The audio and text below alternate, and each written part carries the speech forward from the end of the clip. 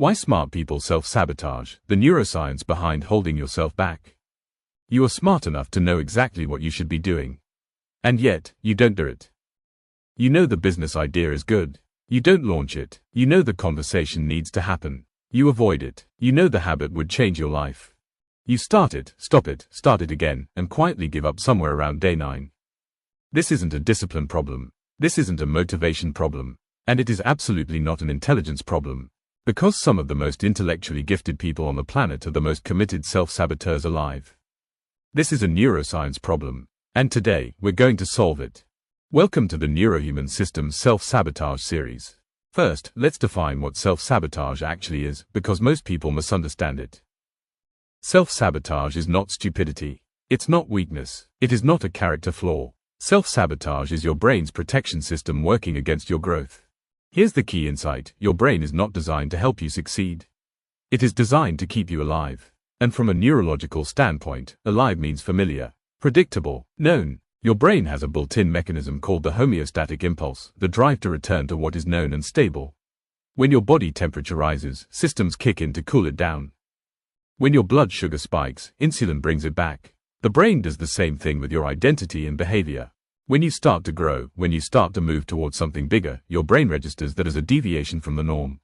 And it sends out signals to pull you back. Those signals feel like procrastination, like suddenly finding every reason why the timing isn't right. Like inexplicable anxiety before an opportunity. Like blowing up something good just before it becomes great. The 3 brain systems in conflict.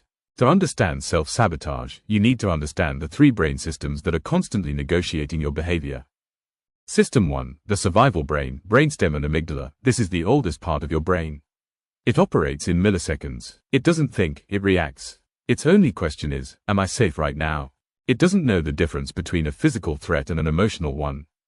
Public speaking and being chased by a predator produce nearly identical responses here. System 2, the emotional brain, limbic system. This is where memory and emotion live together. This system tags every experience, good or bad, and stores it as a reference point for future decisions. When you had a humiliating failure at 14, this system filed it. And now, every time something resembles that moment, this system sends a warning signal before your conscious mind has even registered the situation. System 3, the thinking brain, prefrontal cortex. This is you, the rational, goal-setting, future-planning you. This is the part that reads books, sets intentions, makes vision boards. The problem? This system is the slowest of the 3. And under stress, it goes partially offline, hijacked by the faster, louder survival and emotional systems. Self-sabotage happens when systems 1 and 2 overrule system 3. You think you're making a rational choice to procrastinate or back down. You're not. You're being vetoed by a brain architecture that was designed for a world that no longer exists. The 5 faces of self-sabotage.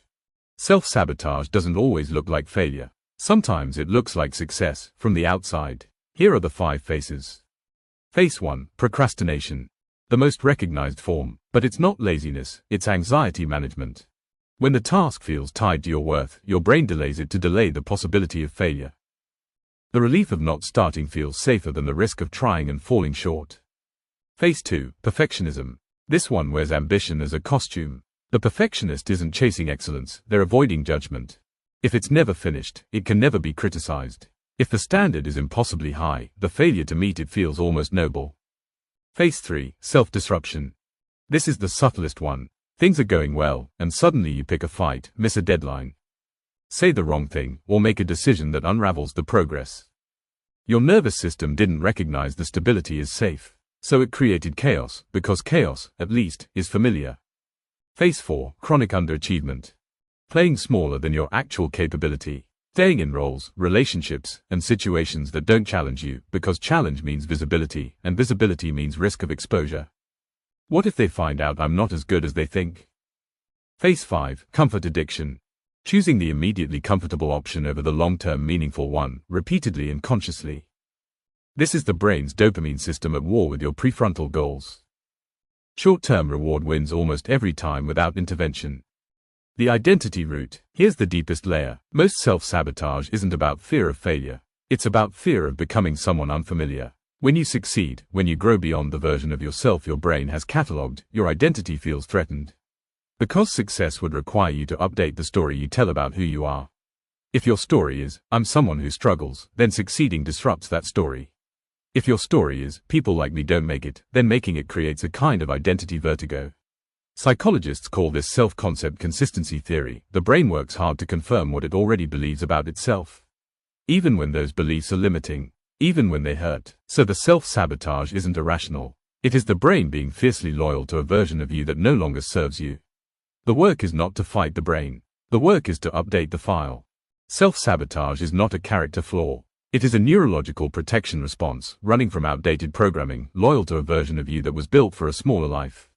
In the next episode, we go into the deepest driver behind all of it, the one pattern that almost every self-saboteur shares, and why your brain is literally allergic to success. Because understanding the what is only the beginning. Understanding the why is where transformation actually starts. Subscribe and come back for episode 2. And until then, just notice. Don't judge, just watch yourself. That awareness alone is the beginning of rewiring. See you there.